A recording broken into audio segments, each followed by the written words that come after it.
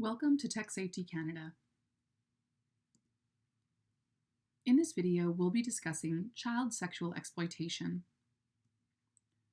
Online child sexual exploitation can happen in a variety of formats. For example, an adult may befriend a child online for the purposes of sexually exploiting them. This can happen often when an adult is pretending to be a child or young person themselves. An adult who creates, possesses, accesses, or distributes child sexual abuse materials. Someone might create and share sexual deepfakes of children.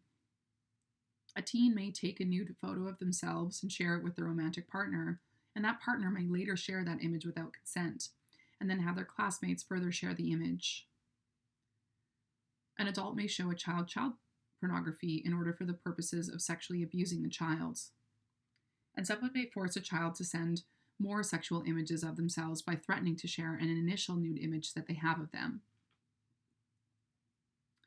In any of these circumstances, there's laws and legal supports that can help you support the child who might have been exploited.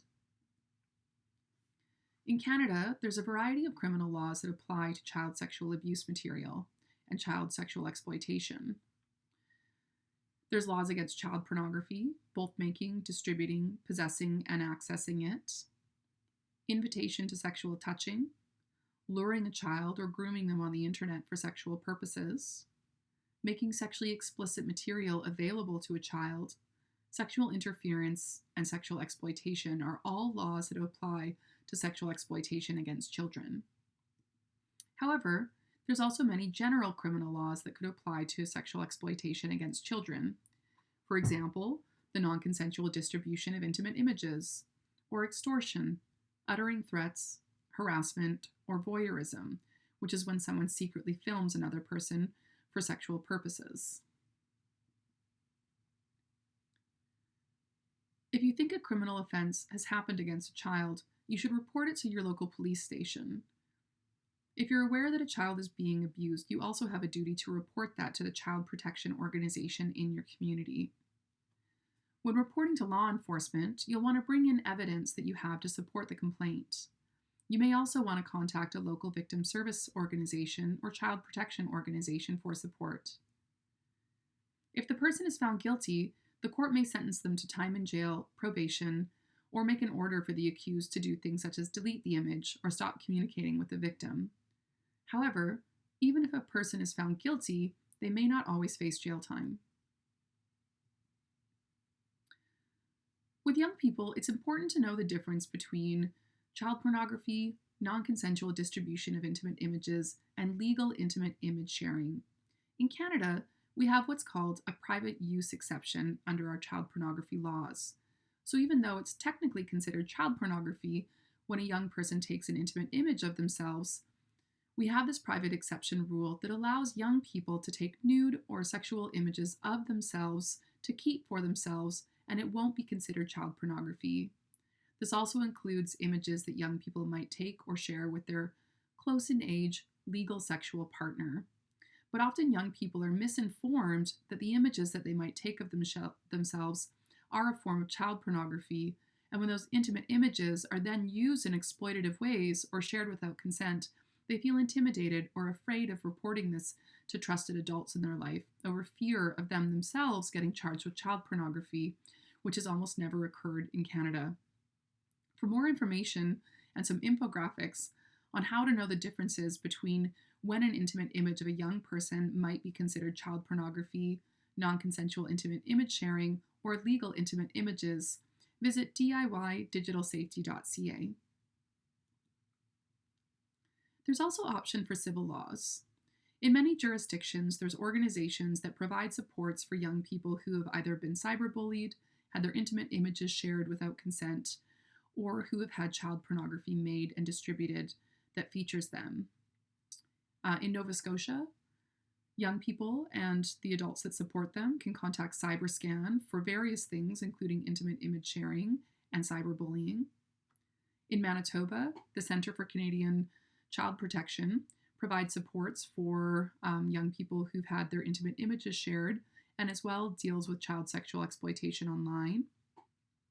In British Columbia, the Intimate Image Protection Services offers supports for people who have had their images shared without consent. Though it's important to know that often when speaking to these organizations, there may be the chance that the image could be categorized as child pornography, and then those organizations have an obligation to report it to the RCMP or other police agency. If you believe that a child is experiencing abuse, you also need to contact your local child protection service agency. Nationally, if you're aware of child sexual exploitation material existing online, you can call or contact CyberTip to report that information. Across Canada, there's also various civil laws that can protect young people when their privacy has been exploited, their intimate images have been shared without consent, and there's also a variety of common law torts that might apply to child sexual exploitation, including in some provinces harassment and the publication of private facts. Also, if images of a young person have been shared online, whoever took the image themselves can file a copyright complaint to get the image taken down. If you're planning on pursuing a civil law option for a child will need to be represented by a litigation guardian who can represent their interests in courts. You might want to contact a law firm or a lawyer in order to help you navigate the system. Instructions on how to file a civil suit are available on the website of your provincial or territorial court system. You'll want to collect the evidence you'll need to prove your claim. And if you're successful in your case, the court may order monetary damages, which are money that can be paid to you for the harm that you've experienced, or an injunction, which might be an order for content to be taken down or deleted, for example. Civil law in Quebec applies under the Civil Code or the Charter of Human Rights and Freedoms, and this protects against unlawful interference with those rights, and also protects against faults that result in injury, including things such as privacy rights, reputation rights, or harms to dignity and honor. For more information on how to collect the digital evidence you might need for a legal case, you can go to techsafety.ca and look for the Preserving Digital Evidence Toolkits, and it will provide helpful guidelines on how to collect digital information, such as how to screenshot information and how to collect metadata to prove who it was that may have shared images or harassed a child. For more detailed information on the variety of legal remedies that are available, you can also look at the legal remedies of the website. This will provide more detailed information on the differences between criminal and civil law, and also the laws related to evidence and filing civil actions. Beyond that, there's also technical supports that can be available for children. You can report content to a tech company. So for example, most images that include child sexual exploitation material will violate a technology company's terms of service. So you can report this to the company to get the content taken down. Remember to collect evidence of the distribution before you report it, as the content might be deleted, taken down, or de-indexed, making it difficult to collect evidence in the future. You can also use privacy tools to protect the child. Most social media sites, messaging apps, and cell phones have an option to block or mute people who are inappropriately contacting a child. You can do a digital safety plan to ensure that you're using the best privacy and safety tools to prevent further abuse of the child. It's also important to sit down with your child or teen to discuss how to use the privacy and safety features available and to let them know that you're a safe and trusted adult that they can speak with. There's also a variety of age-appropriate parental controls or apps that can limit what your child can access while using digital devices, apps, or the internet that might be worth considering. There's a variety of supportive organizations that deal with child sexual exploitation online. There's various information on the techsafety.ca website that can help you do things like safety planning, consider various issues around privacy, how to preserve digital evidence, better understand Canadian legal remedies, and also for teens who might be experiencing digital dating violence, it has information on how best to support them. Within Canada, there's a variety of organizations where you can report child sexual exploitation or young people can go to for help. The Kids Help Phone is an excellent resource for young people who want to call someone to get support on how to manage whether they're being exploited online. CyberTip, the Canadian Centre for Child Protection, and Project Arakind are organizations where you can report child sexual exploitation material.